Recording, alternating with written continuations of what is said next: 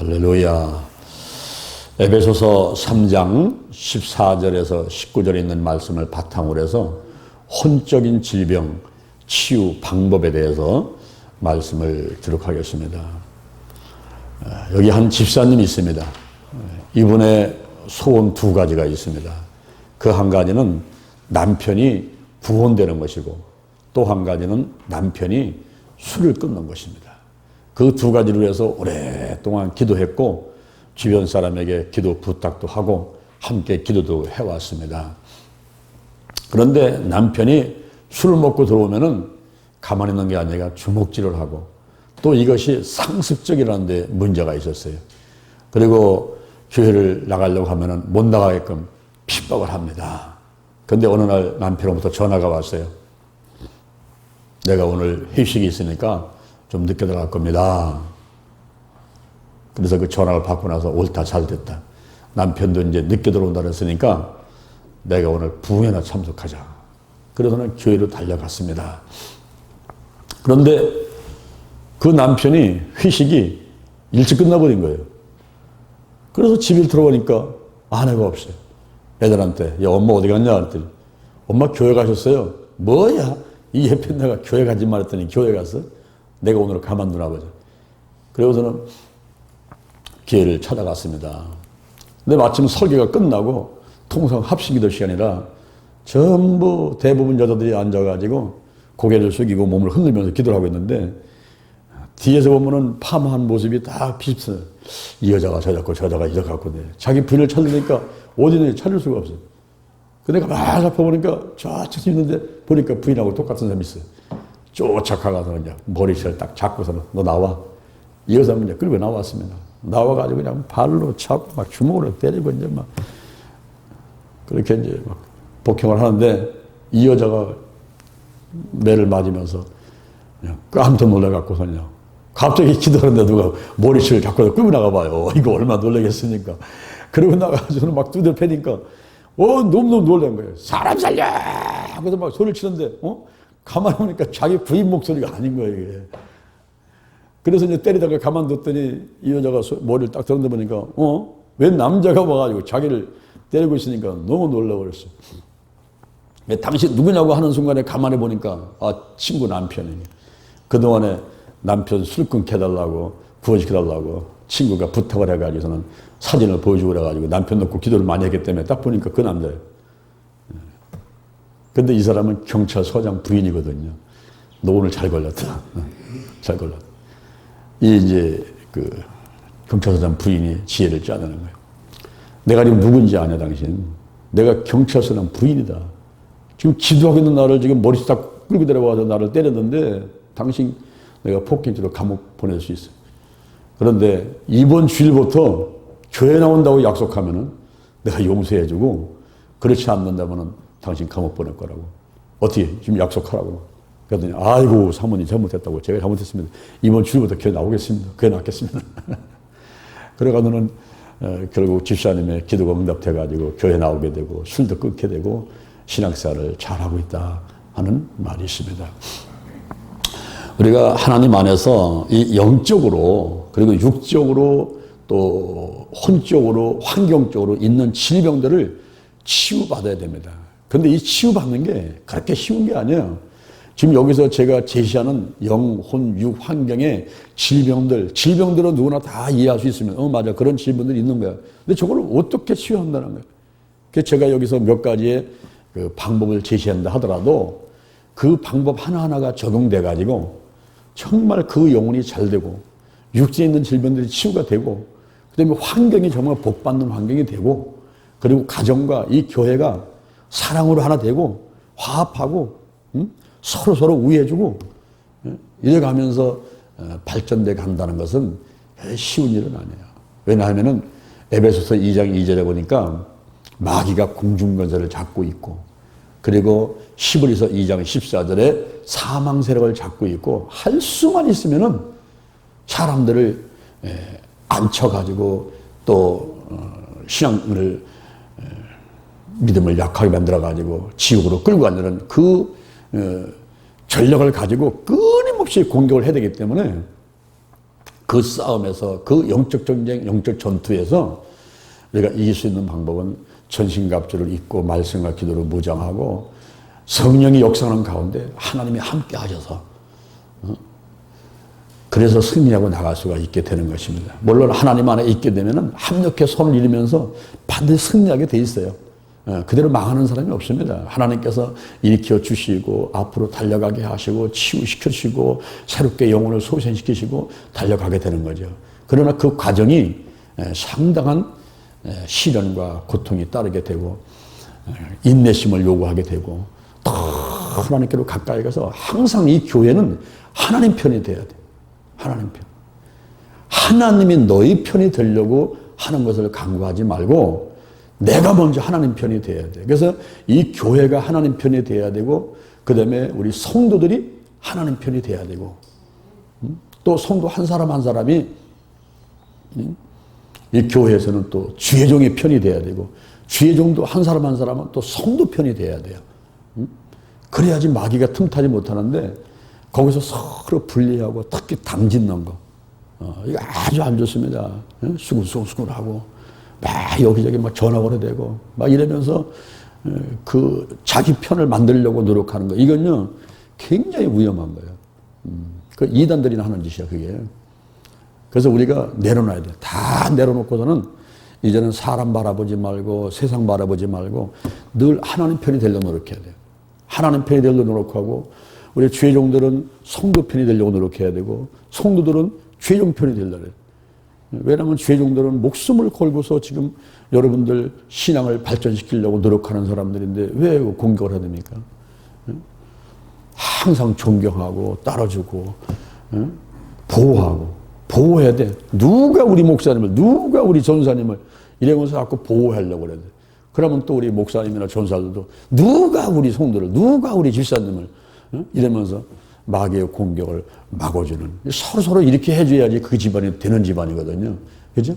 집안도 마찬가지고 교회도 마찬가지고. 근데 오늘 혼적인 이 질병 치유를 여러분들이 짧은 시간에 듣지만은 이게 굉장히 큰 그 문제를 안고 있어요. 이것만 좀 해결되면요. 이것만 해결되면은 그냥 큰 덩어리 하나 빠져나온 것 같이 나머지는 수수수수 다 그냥 무너져 버려요. 그래서 혼적인 질병이 그렇게 힘든 겁니다. 여러분들과 함께 혼적인 질병을 알아봤지 않습니까? 혼의 기능이 상실된 거, 또 창조지서가 파괴된 거, 그 다음에 쓴뿌리, 내 마음을 빼앗는 우상들, 또 내 마음에 깊은 상처들, 또 부정적인 감정들, 나쁜 습관들, 정신질환 가운데 심기증, 그리고 일반 불안증, 또 공황장애, 공포증, 그리고 우울증, 조증, 자살, 신경성 식욕부진, 병적 기하감, 계걸병, 그리고 정신분열증, 스트레스, 중독증, 성격 이상 이런 정말로 그 한 가지 한 가지가 사람을 그냥 무너뜨리고 마는 가정을 파괴시키고 마는 그런 아주 엄청난 그런 질병들 이런 것들이 막 수십 가지가 있는 게 이 혼적인 질병. 저는 이 혼적인 것을 연구하다가 진짜 혼났어요. 야, 이거는 만약에 그 10가지가 있다면 8가지나 9가지가 여기서부터 시작이 되는데 이 혼적인 질병부터 이것만 진짜 해결된다면 이 혼적인 질병만 제대로 치유만 된다면 그 사람은 진짜 행복하게 세상을 살아갈 수가 있습니다. 근데 이것이 오늘 제가 한 20분, 30분 간단하게 얘기한다는데 이런 방법들이 이거 가지고 다 끝나는 게 아니라 여러분들이 끊임없이 연구를 해야 돼. 그리고 끊임없이 실천을 해줘야 돼. 그리고 하려고 노력해야 돼. 의지를 갖고 그거를 치유하려고 노력을 해야 됩니다. 그러는 가운데 우선 마음의 면역력이 강해지고 마음이 또 건강하게 되고 그러면서 영적으로도 그리고 육적으로도 또 건강한 사람이 되게 되는 것입니다. 오늘 여러분들에게 제가 혼적인 질병 치유 방법을 말씀드리는데 그 질병 치유를 하기 전에 중요한 게 뭐냐면 예방입니다. 우리가 가을에 9월달이나 10월달 되면은 독감 예방주사를 맞지 않습니까? 그것은 예방이 더 좋기 때문에 그래요. 일단 예방을 해놓게 되면 병든 다음에 치료하는 것보다는 더 좋기 때문에 예방을 해야 됩니다. 우리가 쓴뿌리, 내 마음에 깊은 상처가 온다. 어떤 사람의 말을 들었다. 어떤 그 사건을 통해서 내가 충격이 왔다. 그 마음에 깊은 상처가 오기 전에 또 독초와 쑥의 뿌리, 신명기 29장 18절에 있는 독초와 쑥의 뿌리, 내 마음을 빼앗는 우상들이 있어요. 참 내가 이 마음이 하나님께로 가야 되는데, 그런데 꼭 이 마음을 뺏어가지고서는 세상으로 향하게 만들고 그것 때문에 고민하게 만들고 잠을 못 자게 만들고 하는 그런 그 쓴뿌리가 있어요. 쓴뿌리. 내 마음을 빼앗는 우상들. 그런 것들을 우리가 예방하기 위해서는 어떻게 해야 되는가. 그러니까 세 가지를 먼저 하는데, 상대를 이해를 해야 되고 말조심을 해야 되고 그 다음에 좋은 습관을 가져야 됩니다. 그러면 쓴뿌리를 예방할 수가 있어요. 상대를 이해하려고 할 때에 내 아내를, 내 남편을, 내 부모님을, 또 교회 와서는 내 옆에 있는 성도, 저 멀리 있는 사람이 나한테 상처 주는 게 아니에요. 꼭 가까이 있는 사람, 늘 앞에 와서 이렇게 많이 가까이 와가지고 같이 생활하게 되고 같이 얘기하게 되고 친한 것 같은 그런 사람들, 이런 사람들이 상처를 주거든요. 그렇기 때문에 그 사람에 대해서 이해를 할 필요가 있어요. 저 사람이 어떤 사람인가 이해를 할 필요가 있습니다. 이 상대를 이해하는 데 있어서 MBTI하고 기질과 그리고 남자와 여자는 어떤 차이가 있는가 이런 것들을 우리가 자세히 알 필요가 있습니다. 먼저 그 MBTI인데 이 MBTI라는 것은 성격 유형 검사를 말합니다. 이것은 스위스의 정신분석학자 칼 융의 이론에 기초해가지고 캐서린 브릭스라는 어머니하고 그리고 이사벨 마이어스라는 딸이 이 모녀가 힘을 합해가지고 만든 성격 유형 선호 지표라는 게 있어요. 이렇게 두 가지 기둥을 세워놓고 한쪽에는 네 가지, 이쪽도 네 가지, 8가지의 지표를 만들어놨는데 이쪽은 외향, 여기는 내향, 여기는 감각, 여기는 직관, 여기는 사고, 여기는 감정, 여기는 판단, 여기는 인식, 이렇게 네 가지, 8개를 만들어 놓고 여러분이 어디에 해당되는가 하는 것을 한번 짚어보라는 거예요. 이 외향은, 이 외향적인 사람은 외부 세계에 관심이 많아. 자꾸 차 타고 어디 간다든가 사람들 만난다든가 이렇게 환경에 관심이 많은 사람. 여러분 중에 그런 사람이 있습니까? 이런 사람은 외향적인 사람이라는 거예요. 근데 어떤 사람은 이 생각하고 아이디어 내고 그냥 감정에 몰입하고 이런 걸 또 좋아하는 사람이 있어요. 그런 사람은 내향적인 사람이에요. 아이고 나는 밖에 나돌아다니는 거 싫어. 집안에 있는 게 좋아. 이런 사람이 있죠. 그런 사람은 내향적인 사람이에요. 그런데 이 외향적인 사람은요 집에 못 붙어 있습니다. 계속 뛰어다니고 친구 만나고 그냥 뭐 어디 여행 가고 뭐 식사하고 뭐 맨날 그러고 뛰어다녀요. 여러분 스스로가 알 거예요. 내가 외향적인 사람이냐 내향적인 사람이냐. 그리고 이 감각적인 사람은 늘 오감, 내 눈에 보이고 귀에 들리고 손에 잡히고 이렇게 하는 오감을 통해서 이렇게 내가 확실히 이렇게 눈에 보이고 손에 잡히고 하는 거 이거를 통해서 세상을 이해하려고 그래요. 이런 사람은 감각적인 사람이에요. 근데 직관적인 사람은요 미래지향적이고 눈 감고 어떤 데 묵상하고 상상하는 걸 좋아해요. 그 영화를 보더라도 SF 영화 뭐 우주로 가서 싸우고 뭐 외계인들이 쳐들어오고 하는 이런 그 상상하는 그런 영화들이 있잖아요. 이런 것들을 좋아하는 사람이 있어요.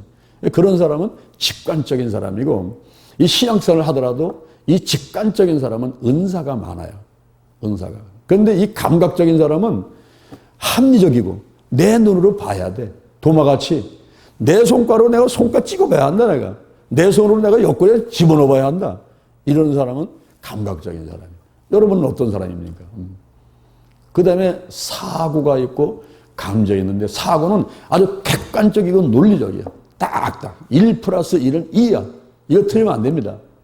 1 플러스 1은 2야. 그렇게 딱딱 객관적이고 논리적으로 생각을 하는 사람은 사고적인 그런 사람이에요. 그런데 이 감정적인 사람은 아니 그게 뭘 중요해요. 1 더하기 1이 2가 될 수도 있잖아. 2가. 또 10도 될 수가 있고. 성경에도 신명기 32장 30절에 한 사람은 1000을 줬고 두 사람은 10,000을 줬는데요. 1000 플러스 1000이면 두 사람이면 2000밖에 안 되는데 어떻게 두 사람이 10,000을 줬지? 10배만큼의 효과가 있대요. 이런 게 성경에서 말하는 걸 갖다가 이 사고적인 이런 마인드를 가지고 있는 사람은 그걸 이해를 못해요. 어떻게 1 플러스 1은 2지? 어떻게 그게 열이 되고 100이 된단 말이에요. 엉터리 같은 사람이나 이 사람 이거 당신 미친 거 아니야? 이렇게 나온단 말이에요. 근데 감정적인 사람은 그렇지 않아요. 현재 내가 무엇을 좋아하느냐? 이게 중요하지. 뭐 그게 1 플러스 1이고 뭐 이런 게 중요해. 누가 뭐라 하든지 그게 무슨 상관이 있어? 내가 좋아하면 되는 거지. 또 이런 사람도 있어요. 그리고 판단적인 사람은 계획적이고 또 질서를 잡아요. 질서적이고 계획적이고 이렇게 생각해야 됩니다. 그래서 그렇지 못한 사람은 다 틀린 거야 그냥. 계속 비난하고 막 욕하고 저 사람 뭐라 엉터리다 막 이런단 말이야. 근데 그런 사람만 있는 게 아니란 말이에요. 인식적인 사람은 어떤 현재는 그 사람은 상황이 중요하다. 상황. 지금 나한테 닥친 상황이 중요하지. 그건 무슨 질서를 잡고 계획을 잡고 아니 좀 무너지면 어때요? 좀 무너지면 지금 닥친 상황 빨리 이걸 해결해야 되는데 이렇게 생각하는 사람은 인식적인 사람이라는 거예요. 그러니까 세상은 요지경 속이고 아주 다양해요. 이렇게 외향적인 사람, 내향적인 사람, 감각적인 사람, 또 직관적인 사람, 사고, 감정. 그런데 이것은 복합적이라는 거예요. 어떤 사람은 외향적이면서도 판단적인 사람, 어떤 사람은 외향적이면서도 감정적인 사람. 그래서 그걸 잘 해가지고 이 MBTI 검사를 해보면은 여러분이 어디에 해당되는가를 빨리 알게 됩니다. 내가 이런 사람이구나. 또 MBTI 조사했는데 저 사람은 보니까 이런 사람이네. 저 사람은 이렇게 내가 대우를 해주면 되겠구나. 이러면 시험이 안 드는 거예요. 소위 말하면 시험이 안 듭니다. 그런데 자기 기준으로 생각하고서는 왜 나는 이런데 저 사람은 저렇지. 나는 1 더하기 1은 2라고 분명하고 이런 것만 나는 주장하는 사람인데 왜 저 사람은 그냥 막 미친 여자 같이 왔다 갔다 그냥 막 분수같이 저럴까. 아유, 난 저런 건 가까이 못하겠어. 이래버리니까 사실은 하나님께서 우리 인간을 지을 때에 개성을 가지고 걸작품을 만들어놨기 때문에 한 사람 한 사람이 다 소중한 거예요. 틀린 게 아니야. 틀린 게 아니고 다른 거야. 다르다. 틀린 게 아니야. 근데 내가 무슨 시험 보듯이 오답이냐 정답이냐 따르지 저 사람 틀렸어. 아이고 나는 이게 안 다닐 거야. 아이고 다 틀렸어. 그런 사람이 있는데 특히 여러분 교회는 문제가 많은 사람들이 많이 와 있잖아요. 그러다 보니까 자기 기준으로 보려고 하다 보면은 전부 다 틀린 사람밖에 안 보여. 그러니까 맨날 시험 들고 상처받고 나 여기 갈 거야 저기 갈 거야 이러다가 정착을 못하고 한평생 불행한 가운데서 살아가게 됩니다. 그러나 오히려 이 다르기 때문에 오히려 다양성이 있어. 다르기 때문에 다양성이 있고 그게 조화를 이루니까 그때 멋있는 거예요.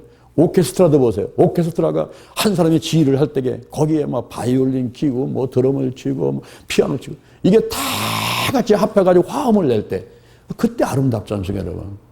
그렇죠. 그래서 하나님께서도 사람들 다양하게 해놨어요.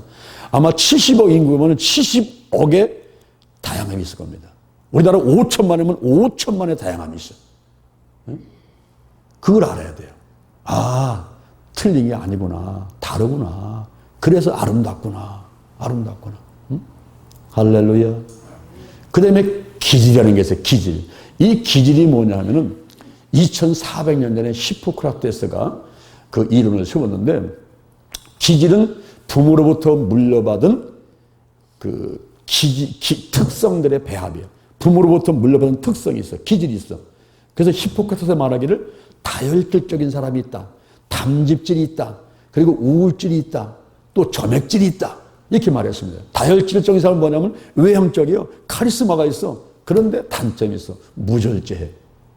그리고 담즙질적인 사람은 지금 뭔가 강한 의지가 있어. 결단력이 있어. 그런데 너무 냉정해 사람이. 그리고 우울질적인 사람은 지금 이 재능이 많아. 타고난 그 재능이 많고 분석적이고 그런데 비평적이야. 너무 재능이 많기 때문에 항상 이 비평을 많이 한답니다. 그리고 점액질적인 사람은 좀 조용하고 평온하기는 한데 왜 고집이 이렇게 센지 몰라. 점액질은 고집이 있어요. 근데 이것도 복합적입니다. 어떤 사람은 다혈질이면서도 점액질, 어떤 사람은 우울질이면서도 점액질, 이렇게 복합도 나타나요. 그 사람을 가만히 살펴보면 저 사람이요, 이 사람이요. 여러분들이 기질 테스트를 살펴겠는데 기독교 아카데미에서는 책에다가 제가 다 기록을 해놨어요. 그 기질 테스트를 할 수 있게 만들고 그 다음에 여러 가지 은사 테스트도 하고 조사를 하면서 내가 누군가 저 상대는 어떤 장점들을 가지고 있는가, 어떤 단점이 있는가, 이것을 살펴보게끔 만들었습니다. 그리고 또 남녀 간의 차이가 있다는 사실을 알아야 돼요. 남자는 어떤 일이 있으면 해결책을 제시하는 겁니다. 근데 여자들은 막 쓸데없이 와가지고 그 조언을 자꾸 하려고. 우리 장기판에 보면 자꾸 옆에 가서 훈수를 들려고 그래요. 그게 여자들 특성입니다, 그게. 근데 남자는 그게 아니고 딱 잘라가지고 해결책. 이건 이렇게 하면 돼. 전 저렇게 하면 돼. 이러니까 그냥 옆에는 와서 훈수 두고 막 이러니까 다툼이 온단 말이에요.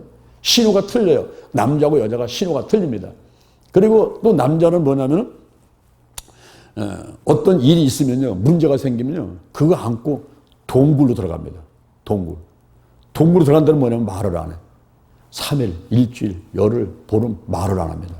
말을 안 하고 그거를 끌어안고서 끙끙대고 해결하려고 노력하는 이게 남자의 특성이거든요. 근데 여자는 그렇지 않아.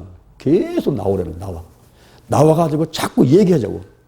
남자는 지금 자기가 이거를 판단에 안 서고 해결할 길이 없어가지고 고민하고 생각하는데 자꾸 끄집어내서 얘기하자고. 당신은 왜 그렇게 말이 없냐고 말이야. 나를 무시하는 거냐고. 이러면 막 싸우거든요. 근데 그럴 때는 놔두면 돼. 놔두면요, 그 굴 속에 있던 호랑이라든가 뭐 곰이라든가 옛날에 그런 설화도 있잖아. 있다가 보면요, 심심하면 지가 나오게 돼 있어. 심심하면. 그럼 말을 안 하다가 어떤 말을 걸어와 앉아 또. 슬쩍 또 걸어와 앉아. 그럴 때 자근자근 얘기를 하면 되는데 이게 동굴 속에 들어가 있는 놈을 계속 나오라면 안 나옵니다. 안 나와. 그리고 남자들은 감정을 무시해. 감정이 그렇게 중요하지 않은 게 감정을 무시하는데 이 여자들은 자꾸만 나오라 해가지고 자꾸 얘기하고 보살피려고. 그 엄마의 그 모성애라는 게 엄마는 갖고 있어가지고 남편도 마치 자기가 엄마같이 이렇게 생각을 하면서 자꾸 돌보려고 그래. 이거를. 그런 그 차이들이 있어요. 그리고 남성들은 인정받는 걸 좋아합니다. 누구한테 인정받으면 그냥 어떤 목숨도 그냥 내놓으려고 그래. 인정받으면. 그런 게 있는데 여자들은 사랑받기를 원해. 사랑. 그런 차이가 있어요. 이런 차이들을 잘 알게 되면 우리가 상대방을 이해할 수가 있기 때문에 그때 상처를 덜 받는다는 거예요. 그 다음에 말 조심을 해야 돼요. 야고보서 3장 2절에 보니까 말에 실수가 없는 사람이 온전한 사람이에요. 잠언 18장 21절에 죽고 사는 것이 혀의 권세에 달려 있어요. 잠언 15장 23절에 때에 맞은 말이 얼마나 아름다운 거. 잠언 16장 24절에 선한 말이 마음에 달고 뼈에 양약이 되느니라. 그러시. 이 말 조심을 해야 돼요. 그런데 툭툭 던지는 말. 상대방 생각하지 않고 그냥 내 기분대로 툭툭 던지는 말들이 있죠. 그런 말들이 하는 사람은 툭 던지던데 저 상대방은 그냥 그거 한 대 맞으면 죽으니까 그냥 막 피하고 도망가고 막 이런 거거든요. 그래서 항상 우리가 상대방을 이렇게 보면서 말 한마디도 조심해. 때에 맞은 말. 그리고 선한 말. 응? 이런 말들을 해주면 자기도 좋고 남도 좋은 것입니다. 그 다음에 우리가 좋은 습관을 가져야 되는데 우리가 나쁜 습관을 배웠어요. 술, 담배, 도박, 마약, 부동산 투기, 가정폭력, 성폭력, 아동학대, 게으름, 과소비, TV, 휴대폰, 또 핸드폰, TV, 인터넷, 또 가출, 올바르지 못하는 운전 등등. 이 나쁜 습관들이 있는데 우리가 맑은 공기가 들어오면 더러운 공기가 나가지 않습니까? 그래서 좋은 습관을 가지려고 노력하다 보면 나쁜 습관이 자꾸 하나씩 두 개씩 끌어나가야 돼 있어요. 대살로니가 전서 5장 16절 이하를 보니까 항상 기뻐하라 그랬어요.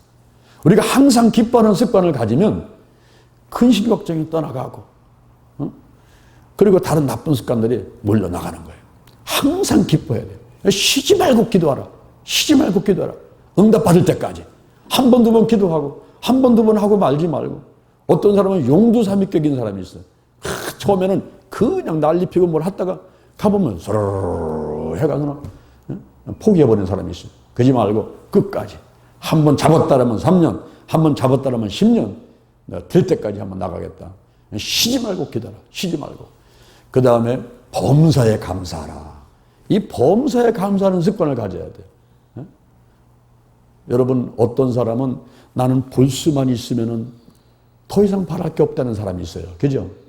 그런 사람이 있어요. 장님들 보세요, 장님들. 아이고, 내가 1시간만 눈만 뜨면 내가 더 이상 바랄 게 뭐 있겠냐? 어떤 사람은요, 들을 수만 있으면 나는 바랄 게 없다. 김모래 돼가지고. 어떤 사람은 말할 수만 있으면 나는 바랄 게 없거든. 벙어리 돼가지고. 나 말 한마디만 좀 해보고 싶어. 나 상대방 말 한마디만 좀 듣고 싶어. 이런 사람이 있어요, 있어요? 있단 말이에요, 있어. 어떤 사람은 다리를 다쳐가지고, 아이고, 걷는 거. 나 한 발짝만 걸어봤으면. 이 척추를 다치면요, 밑에 하반신 마비. 여기 경추를 다쳐버리면요, 이 밑에 다 마비 와버려요. 꼼짝 못합니다. 참, 내가 1시간만 뛰어봤으면 내가. 그런 사람이 있어요, 있어요? 있습니다, 여러분, 있어요. 그런데 오늘 이 자리에 계신 여러분들 보세요. 여러분들은 이미 그런 기적을 체험하고 있잖아요. 그죠? 보고 있잖아요. 듣고 있잖아요. 말하고 있잖아요. 걷고 있잖아요. 그런 기적을 지금 체험하고 있단 말입니다. 근데 왜 감사를 못하는 거예요? 눈을 뜨고 싶은 사람, 장님이 눈 한번 떠보면 그 사람이 평생 감사하고 살지 않겠습니까? 김어리가 기띠면 평생 감사하지 않겠습니까, 여러분? 그죠? 여기 허리가 지금 다쳐갖고서는 밑에 하반신 든 사람 한번 걸어봐. 기적이 일어나, 기적. 그 사람 평생 불평하겠습니까? 그것만 생각하면 감사할 거 아니겠습니까? 오늘 기적을 우리가 매일 체험하고 있는데도 감사가 아니라 불평하고 자기 자신을 갖다가 학대하고 이런 못된 사람들이 있어요. 못된 사람들. 그래서 우리가 범사에 감사할 수 있어요. 범사에 감사. 감사를 찾으면 한없이 감사가 많아. 만 가지, 천 가지. 왜 그 감사거리를 놓치는 거냐, 우리가. 시편 50편 23절에 보니까 감사로 제사를 드리는 자가 나를 영화롭게 하나니 그 행위를 옳게 하는 자에게 내가 하나님의 구원을 보이리라. 아멘. 여러분, 감사해야 돼요. 예배 드리는 습관, 기도하는 습관, 감사하는 습관, 칭찬하는 습관, 그리고 축복하는 습관. 이 좋은 게 얼마나 많아. 그런 좋은 습관들을 가지려고 노력하다 보면 나쁜 게 다 밀려나가는 거예요. 그런 사람은 쓴뿌리를 예방합니다. 절대 마음에 상처받고, 절대 내가 남한테 말 한마디 들었다 해가지고 참 죽느니 사느니 고민하고 괴로워하고 잠 못 자고 그냥 울고 불고 막 그거 안 한다니까. 그거 못하라 그렇게. 감사. 쓴뿌리 예방법을 먼저 말씀드렸고요. 그 다음에 우리가 혼적인 기능, 그것을 상실한 사람을 어떻게 치유합니까? 이 혼의 기능이라는 것은 영으로부터 이렇게 심부름하는 게 심부름. 갖다가 전달하는, 육한테 황한테 주는 심부름하는 거예요. 근데 여기 주인이 없어. 주인이 없으니까 하인이 심부름을, 하인이 그냥 그 일을 다 하는 거예요. 주인이 없으니까 하인 혼자서 다 해버리고 마는 거예요. 어떻게 할 수가 없어. 받아올 데가 없어. 이런 영이 없는 사람, 하나님을 믿지 않는 사람은 예수를 믿게 하는 수밖에 없는 거죠. 예수를 믿어야 돼요. 로마서 10장 9절 이하에 보니까 내가 만일 예수를 주로 신하고 또 하나님께서 그를 죽은 자 가운데 살린 것을 내 마음에 믿으면 구원을 얻으리니 사람이 마음으로 믿어 의에 이르고 입으로 신해서 구원을 이루니라. 마음으로 믿고 입으로 신하는 거예요. 근데 그게 쉽지 않단 말이죠. 아, 예수 어떻게 믿어 내가. 눈에 보여 안 보여. 5천만 국민 가운데 한 1,000만 정도만 믿는다고 나머지 못 믿는데요. 4사람당 1명밖에 안 되고 3사람은 못 믿는다는 거예요. 그러니까 혼의 기능이 상실된 것을 치유하기가 어려운 거예요. 요한복음 3장 5절에 물과 성령으로 거듭나야 된다는 거죠. 침례받고 성령 받아야 돼. 그래야 믿어져요. 그 다음에 질서가 파괴된 사람은 어떻게 됩니까? 이게 영과 혼과 육은 살아있어. 교회는 나왔어. 성령은 받았어. 그래서 한번 체험도 있고 열심히 지금 신앙생활을 하고 있어. 그런데 어떻게 하다 보니까 또 혼이 위에 올라갔어. 아까 MBT에서 보는 것 같이 1+1은 2인데 객관적이고 논리적이고 내가 이성, 상식, 과학, 의학으로 내가 손에 잡히는 거, 내가 눈에 보이는 거, 내가 귀에 들리는 거, 내가 이것만 믿지나 못 믿겠으나 이런 사람이 또 있어요. 그럼 혼이 올라가 있어. 혼이 올라가 있어. 그래 그냥 먹는 거, 마시는 거, 쉬는 거, 육신적 좋은 것만 쫓아다니는 사람이 있어. 육이 올라가 있어. 육이 올라가. 이 질서가 뒤죽박죽 돼 있어. 이럴 때 이걸 잡으려면 어떻게 합니까? 그거는 하나님과 영적 대화를 나눠야 돼요. 기도를 해야 됩니다. 기도하는 가운데 하나님의 뜻을 알고 아 그렇구나. 하나님의 뜻은 이거구나. 이렇게 해야 되겠구나. 그걸 알고서 야야야 정신 혼 너 정신 차려 지금 정신 차려. 응? 이렇게 해야 돼. 이렇게. 그래가지고 영이 혼한테 지시를 내리고 이 혼이 마음이 육을 또 지배를 하고 이런 건강한 성도가 되어가야 되겠다. 그래서 우리가 예수 믿고 말씀과 기도 생활을 하면서 하나님의 뜻을 구하려고 노력해야 되고 그것이 필요한 겁니다. 그냥 달려오면은 그냥 뭐 달라고만 하고 그냥 어떤 자기 욕심 부려서 교회 와서 감투싸움이나 하려고 하고 그냥 자기 이익이나 취하려고 하고 이러면 안 된단 말이에요.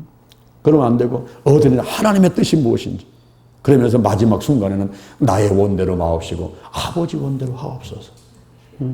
내 뜻도 있지만은 아버지 하나님의 뜻에 내가 순종합니다. 이런 자세가 있어야 돼. 근데 끝까지 그냥 막 우겨대면서 웬 고집이 이렇게 센지 웬 아집이 이렇게 센지 전부 다 자기 뜻대로만 돼야 된다고. 그래야만이 다 교회가 잘 되고 그리고 구역이 잘 되고 가정이 편안한지 자기 뜻대로만 돼야지 다 편한 줄 알아. 상대가 있잖아. 남편이 있잖아. 하나님이 계시잖아. 목사님이 계시잖아. 왜 자기 뜻대로만 돼야 되는 거야 그게. 그런 것들을 이렇게 뒤집고 이걸 치고 들어가야 돼 이게. 근데 그 방법은 간단하다시고요. 이 간단한 것들이 그게 적용이 돼서 자기를 변화시키고 뒤집어 놓은 데까지는 어떤 사람은 10년, 어떤 사람은 30년, 어떤 사람은 60년을 교회 다녀도 이게 해결이 안 되는 사람이 있어. 그런 가운데서 그냥 불행한 가운데서 늘 그냥 근심 걱정 가운데서 늘 분노를 느끼면서 누가 뭐 분노 느끼겠어? 지 스스로 느끼는 거지 지금. 그래가면서 불행한 생활을 해나가고 있습니다. 이런 것들을 치료받아야 돼요. 그리고 혼 자체가 병든 경우가 있어요. 쓴뿌리. 내 마음에 깊은 상처가 있다. 어렸을 때에 또 대인관계에서 성장 과정에서 생긴 게 쓴뿌리 있지 않습니까? 이걸 어떻게 치료할 거냐? 어떻게? 그것은 믿음의 연상법을 통해 가지고 그 과거로 가야 돼. 그 사건이 일어난 현장으로 그 사람한테로 가야 돼. 그 사람한테. 그럼 우리가 타임머신 타고서 과거로 갈 수 있습니까? 가지 못하기 때문에 눈을 감고 상상을 해야 돼. 믿음 연상법을 사용해. 믿음 연상법을 이용을 해가지고 상상을 하면서 그 사건 앞으로 가가지고 거기서 하고 싶은 말을 다 해야 돼. 그냥 자기 감정을 다 발산시켜버려야 돼. 다 발산시켜버리지만은 그러나 발산하는 걸로 끝나는 게 아니라 그 발산을 시킨 다음에는 그 다음에 꼭 주님을 만나야 돼요. 예수님이 계셨을까요? 계셨죠. 히브리서 13장 8절. 예수 그때는 어제나 오늘이나 영원토록 동일하시고 시편 139편 16절. 형질이 이루어지기 전에 주의 눈이 보셨어. 우리에게 정한 날이 다 되기 전에 주의 책에 기록되어 버렸어. 그러니까 예수님은 내가 하나님을 믿었거나 안 믿었거나 그 당시에 계셨던 분이야. 전지전능하시고 무소부지하신 그분, 성부, 성자, 성령님은 만세전부터 만세 영원까지 계신 그런 분이기 때문에 내가 예수를 믿었건 안 믿었건 70년 전에 60년 전에 30년 전에 태어났을 때 그때 내가 교회를 나갔건 안 나갔건 그때 하나님 계셨어. 그때 주님 계셨어. 그때 왜 내가 이런 일을 당할 때 주님은 뭐하고 계셨습니까? 내가 오늘날 이렇게 예수를 믿고 권사가 되고 내가 집사가 되고 목사가 되는 그걸 뻔히 아신 하나님께서 왜 그때는 뭐하고 있었습니까? 내가 왜 이런 상처를 당했습니까? 이러면서 기도할 때에 그때 주님이 여러분을 만나 주십니다. 그 과거 속에 계신 주님을 만나야 돼요. 그러면 그분한테다가 다 맡겨버려야 돼요. 맡겨버려. 저도 지금까지 얼마나 많은 상처가 있겠습니까, 여러분? 60여 년 살아오면서 얼마나 많은 상처가 있겠어요. 맞지 않는 옷을 입고 그 수치를 당했던, 그리고 자전거 안 사주고 육성입에 달려면 우리 아버지가 와서 따기 때리면서 야단쳤던 거, 이런 것들이 그냥 몸으로 아픔을 느끼고 지금도 생각나면 생생하게 뭐 3살 때 4살 때 일까지 다 생각나는데 그런 상처들을 어떻게 치유받겠어요? 내가 이걸 가지고 맨날 불평하고 그냥 뭐 짜증내고 분노한다면 치고되는 겁니까? 그게 아니더라고요. 기도하는 가운데서 제가 환상을 봤는데요.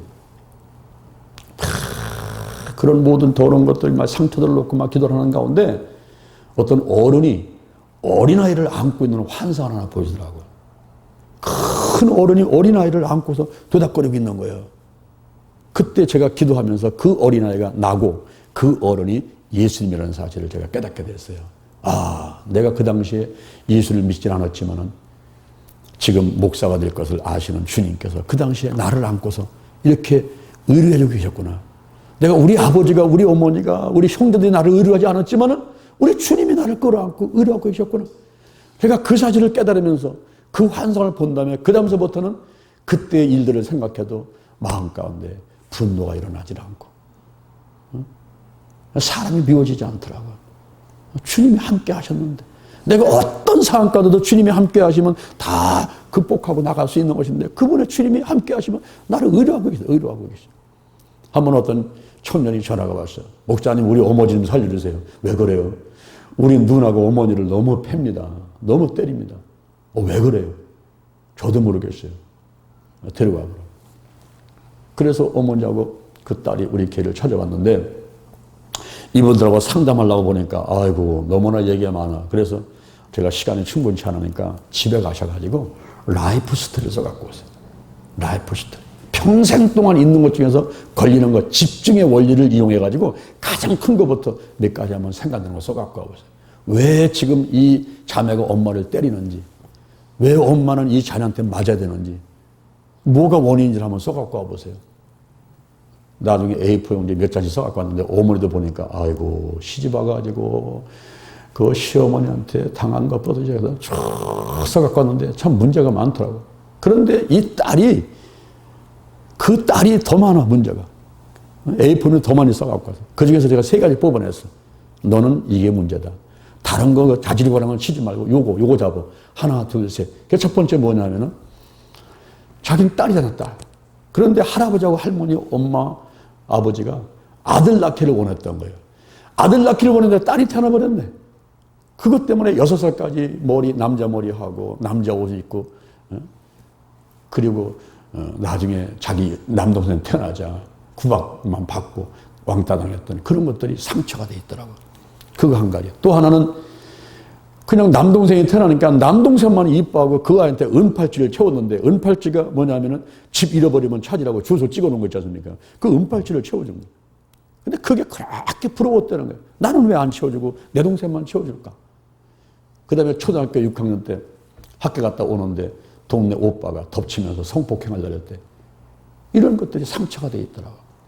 그래서 기도하는 가운데 하나님께서 시편 139편 16절을 주면서 의로하시고, 그리고 금팔찌를 찬 거, 네 동생한테는 은팔찌를 쳤는데 하나님께서 너한테 금팔찌를 채워줬다는 거, 그걸 보여주더라고.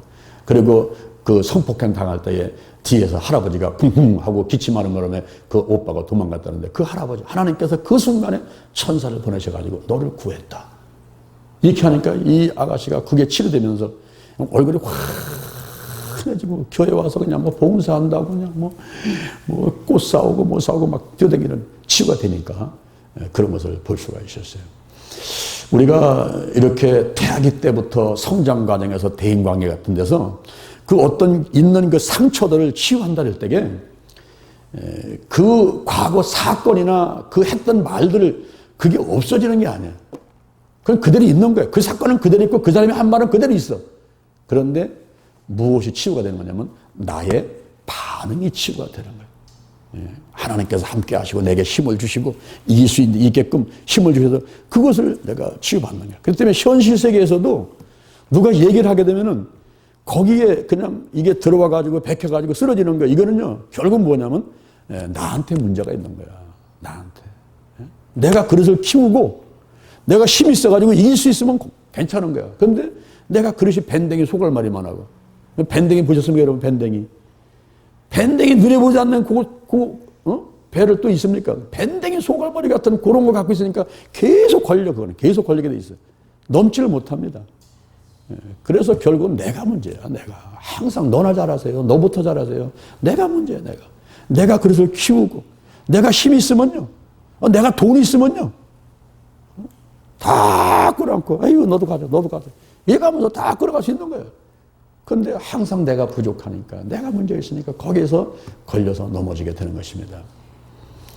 그래서 항상 우리가 기도하면서 나 자신부터 키워가려고 노력을 해야 되고, 더 나가서 나쁜 습관이나 부정적인 감정들, 또 우리가 정신질환들, 이 정신질환 문제는요, 일단은 첫 번째 약물 치료부터 들어가는 게 좋아요. 왜냐하면 뇌의 구조적인 문제이기 때문에 이게 그 약물 치료를 해가지고 기능을 좀 정상화 시켜가는 게 중요한데, 그렇다고 해서 약물만 계속 의존해서는 안 되고 또 다른 방법도 사용해야 됩니다. 그래서 이런 어떤 마음에 쓴 뿌리, 또 부정적인 감정, 나쁜 습관들, 또 무슨 정신질환들, 부정적인 감정, 염려, 근심, 막 걱정이 있고, 막 마음에 상처에서 남이 막 미워지고 막 이러겠지. 그런 사람들은요, 일단 이 속에 있는 걸 좀 뽑아내줘야 돼. 예, 뽑아내줘야 됩니다. 정신분석학자 프로이드가 그런 얘기를 했어요. 자기 속에 있는 것들을 뽑아내기 위해서는 불어넣어가지고 1시간 동안 생각나는 것은 다 입으로 말을 해라. 우리 머리부터 발끝까지는 구멍이 많아. 귓구멍, 눈구멍, 콧구멍, 그리고 땀구멍, 입구멍. 구멍이 많은데 제일 큰 게 입구멍이야. 그래서 입을 갖다가 벌리고 속에 있는 것을 다 흔들어가지고 뽑아내줘야 돼. 시편 32편 3절에 내가 토설치 아니할 때 신음함으로 내 뼈가 시작이 된다. 뼈. 이 속에 썩어가는 음식이 들어있으면요, 그 그릇이 가만히 있겠습니까? 다 썩어버리지. 그 마찬가지로 우리 속에도 썩어가는 게 있으면은 이 그릇이 몸이 전부 이게 상하게 되는 거예요. 병이 오는 겁니다. 그래서 이 몸을 전부 다 속에 흔들어가지고 다 뽑아내줘야 돼요. 성령님 생각나게 해주세요. 가르쳐주세요. 전부 뒤벼가지고 뽑아내야 돼요. 뽑아냅니다. 에레미야 34년 3절에 보니까 너는 내게 부르짖으라. 부르짖으라. 내가 내게 응답하겠고 내가 알지 못하는 크고 비밀의 일을 보인다. 부르짖어야 돼. 부르짖으면서 속에 있는 것을 뽑아내는데 그게 내 힘만으로 부르짖는다고 되는 게 아니라 성령이 역사를 해야 돼요. 제가 한번 일본에 갔는데 강사입니다. 제가 강의를 하고 기도하려고 하는데 그때 갑자기 성령이 내게 임해버렸어. 나한테 임해가지고 나를 뒤집어 놓으니까 나 마이크 놓고 내가 뒤집어졌어. 떼굴떼굴떼굴 굴르면서 소리를 쳐대니까 거기 있는 목사님이 나한테 와가지고 목사님, 장 목사님 이러면 안 돼. 장 목사가 강사요. 빨리 일어나서 기도해줘야지. 나는 그 소리가 들리지만 일어날 수가 없어. 내가 강사고 뭐고 다 지금 내가 먼저 살고 봐야 되는데 뭐. 집회고 강사고 무슨 뭐 성도고 그건 뭐 두 번째로 내가 먼저 살고 봐야 돼. 뭐 쓰러지고 자빠지고 2단이고 3단이고 그거 상관없어. 내가 좀 살고 봐야 되는데 뭐 내가. 그냥 뒤집어져가지고 떼굴떼굴 굴러 이렇게 소리쳐대. 2시간을 그러고 나서 일어나고서는 집회를 하니까 전부 다 그냥 성령 역사가 다 쓰러지고 그것도 굴러 난리 피는 거예요. 응? 그러고 났는데 이 속에 있는 것들이 다 뽑히니까 가슴이 후련하고 살겄더라. 살겠어. 응? 혹시 여러분 불면증 있는 사람이 있습니까? 혹시 배가 살살 아파오고 합니까? 허리가 아픕니까? 병원에 가보면 MBTI, MRI 찍어보고 CT 촬영해봐도 아무 이상 없습니까? 이 속에 있는 거 뽑아내야 돼. 속에 있는 거 뽑아내야 돼. 그게 안 되면요, 아무리 약을 먹어도 안 되고, 아무리 좋은 음식 먹어도 소용없어요. 아무 소용없습니다. 그래서 여러분들 일단 뽑아내야 되는데, 이 속에 있는 거 뽑아내야 돼요. 뽑아내야 돼. 뽑아내야 돼. 우리 교회 어르신 가운데 권사님이 한 분 계셨어요. 우리가 연말에 임명장을 드리는데 제가 왜 노인들을 구역장을 시키고 뭐 직분을 자꾸 주고 하느냐면은 여러분 믿음 갖고 구원받았으면은 믿음 안에서 선한 행위가 있어야 하늘 나가서 상급 받을 거다니. 자손들을 축복받을 거 아닙니까? 그래서 본인들 생각해서 그 임명장 드리고 일시키는 거란 말이에요.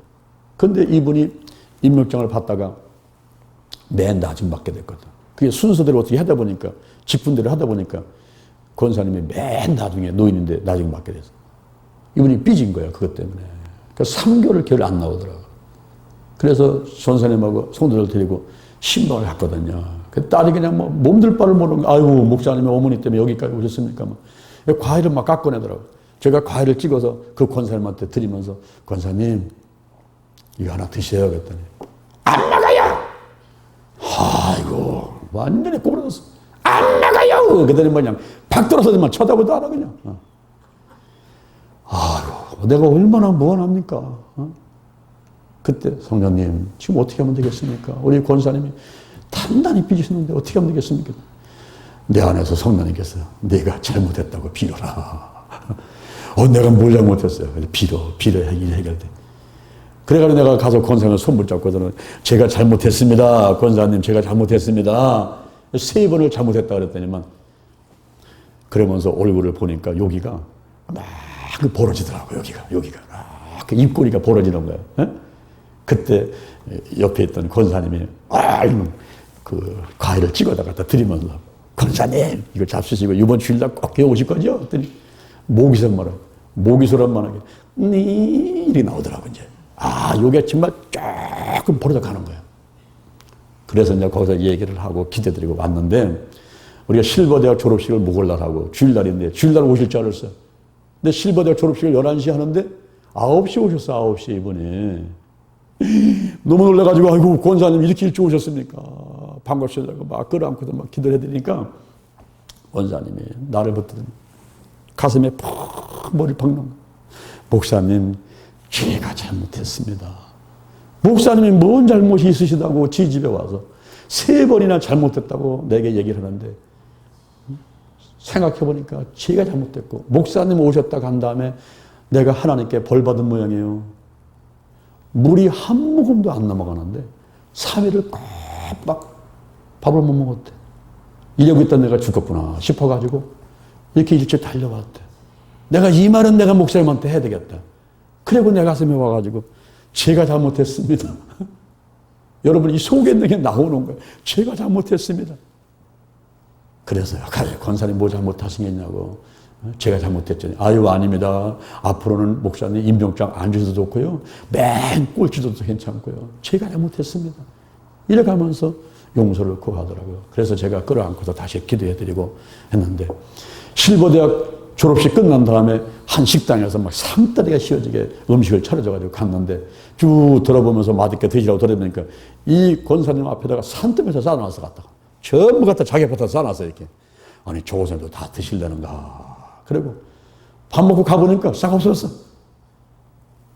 이게 물 한 모금 안 넘어가던 분이 제가 잘못했습니다 하고서는 마음에 있는 것들이 쏟아져 나오면서 치유가 되니까 밥맛이 돌아오게 되고 그냥 잔뜩 먹으시고 그때부터 열심히 교회를 나오셨는데 한 번도 시험도 들지도 않으시고 이런 얘기하고 저런 얘기하고 그냥 감사하면서 신앙생활 잘했던 권사님이 계십니다. 여러분 일단 속에 있는 거 누르지 말고 빼내야 돼요. 그래서 생각나는 입으로 얘기를 해봐야 돼요. 그렇다고 해서 사람들한테 여기저기 막 전화해가지고 막 하지만 그건 오히려 본인이 더 어려워져. 괜히 나중에 무시당해버려. 아이고 겉으로는 절대 안 돼. 속으로는 사람 취급을 안 합니다. 이 해결 방법을 알아야 돼. 해결 방법을. 하나님께 달려봐. 하나님께. 우리 하나님께서 다 들으시고 해결하시잖아요. 하나님께 달려봐. 기도해. 기도. 사람한테 얘기하지만 사람은요 얘기해놓으면요 입이 근질근질해가지고 있을 수가 없어. 어디서 얘기하고 싶어요. 얘기하면서 그 살이 붙어버려. 계속 붙어가지고 나중에는 손 조금 빈 사람이 팔 잘라서 아주 장례 치렀어. 이렇게 말이 불어납니다. 그래서 절대 사람하고 상담할 필요 없어. 하나님께 와서 기도해야 돼. 하나님께. 기도하면서 속에 있는 거 다 뽑아내고 성령이 타치를 받아가지고 떼굴떼굴 다 불러버려야 돼요. 우리 여름에 수련회 같은 데 가보세요 한번. 그냥 막 밑거리 소금처럼 것 같아. 막 난리 막. 그래 가면서 전부 치유받는 거야. 오늘 여러분에게 제가 시간이 좀 많으면 더 자세히 얘기를 좀 드리겠습니다만은 좀 줄이기 위해서 오늘 간단하게 혼적인 질병 치유 방법을 말씀드렸는데 이건 간단한 게 아니에요. 여러분의 짧게 말씀드리지만 이건 간단한 게 아닙니다, 여러분.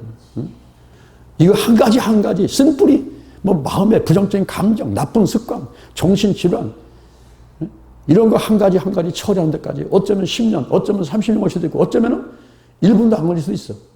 성령이 역사하면서 수기가 있어요. 그게 내 의지에 달려있고 내 하기 나름이야. 오늘 이 시간 이후에 마음의 건강이 있으시면서 하나님 안에서 행복하게 살아가시고 무엇보다도 마음의 그릇을 넓히셔.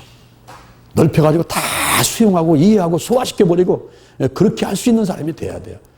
그래야 시험 들지 않고 조그만 일 때문에 상처받지 않고 그냥 뭐 다른 사람 틀린 게 아니야. 다 달라.